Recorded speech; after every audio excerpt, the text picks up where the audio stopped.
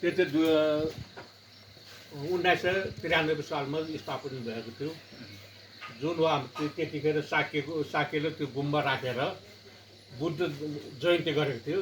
बुद्ध जयन्ती गऱ्यो भने त्यतिखेरका राणा शासन थियो त्यतिखेर पनि।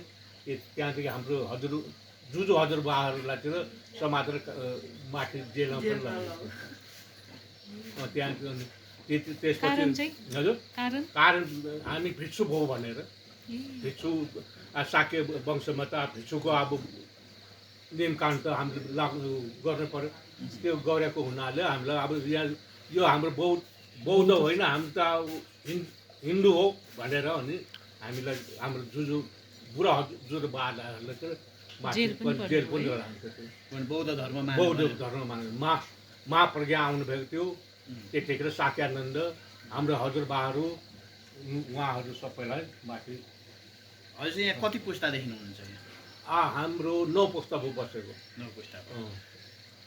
यहाँको चाहिँ विशेष गरी कुन क्षेत्रतिर जानुहुन्छ बसाइसकेको चाहिँ अहिले धेरै ठाउँ धेरै भन्दा पनि काठमाडौँमा अलिकति जानुभयो, दमकमा छ, धरानमा, विराटनगर, उर्लाबारी, चारै दिशा फैलिएको जस्तो छ। अब नारायणघाटमा पनि छ। जस्तै यो ऐतिहासिक ठाउँ हो, यसको संरक्षणका लागि अहिले 3टा सरकार छन्। ती सरकारले के गर्नुपर्छ? विशेष गरी स्थानीय, प्रदेश र सङ्घ सरकारले। यहाँ चाहिँ 200 वर्ष पुराना घरहरू पनि देखियो। मेरो घर त 209 वर्षको घर हो, अहिले छँदैछ। यसको संरक्षणको लागि चाहिँ के गर्नुपर्छ? अब यसको संरक्षण गर्नु तपाईँहरू लाग्नु भएको छ छैन? हजुर, तपाईँहरू लाग्नु भएको छ छैन? हाम्रो दाजुभाइहरू त अब छैन, म मात्र छु होइन। दाजुभाइहरू अब सब कोही नारायणगढ गए, कोही विराटनगर गए, कोही धरानमा छ, कोही उदयपुरतिर छ, यहाँतिर म मात्र छु। जस्तै मैले अघि भने नि, राज्यले चाहिँ यस्तो संरक्षण ऐतिहासिक ठाउँलाई संरक्षण गरेर पर्यटक भित्र्याउन पनि त सकिन्छ नि त, के गर्नुपर्छ? अब त्यहाँ त्यो धेरै सोध्नु आइसके, सबैलाई भनि पनि सके, तैपनि अहिलेसम्म कसैले के गर्नुपर्छ जस्तो लाग्छ यहाँ? यहाँको लागि त अब मान्छे बसोबास गर्नुको लागि होइन। पहिला यहाँ कारिगरको बेसी थियो, जस्तो सुकै भाँडा भटाना, आमकुरा, कौरवा, खारदबोका, अन्की, ब्याङ्कपहरू बनाउने ठाउँ यही हो।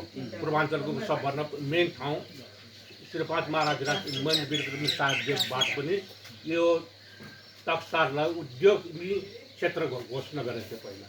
अहिले त्यो सुनसान भइसक्यो। अब यहाँ कोही पनि छैन। अब 2-4 घर बाँकी छन् काम गरेर।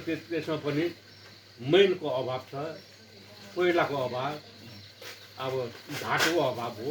अब त्यसै कारणले अब त्यो पनि पढाइ हुने बेला भइसक्यो। के गरिदियोस् भन्ने चाहिँ हामीलाई पनि यसो अब कोइला पोलेको छ, अहिलेसम्म ल्याउनु हुँदैन। अब कसो वन विभागमा जानुपर्छ भने वन विभागबाट पनि हाम्रो उहाँहरू आएको छैन, स्वीकृति भएको छैन भन्छ, त्यतिकै बसिरहेको छ। अहिलेसम्म 5-6 हजार कोइला लगाएको थिएँ माथि सुन्तलेमा, अहिलेसम्म झरेको छैन। माघमा कोइला पोलेको, जेठ लाग्यो, आज 1 गते भयो, आउनु सकेको छैन। अब सम्झौता गर्नुपर्छ भने त कहिले के गर्नुपर्छ भने त्यतिकैमा बसिरहेको। यो के अरे घरहरूमा त्यो कारिगरले बनाएको कलाहरू छ नि, पाठदेखि आउँदाखेरि त्यो कला लिएर आउनुभएको थियो। कति वर्ष पुग्नुभयो अहिले? म त 77 पुगिसकेँ। 77 वर्ष। नाम के भन्नुभयो? देवकुमार साक्य। 77 वर्ष पुग्नुभयो। धन्यवाद तपाईँलाई।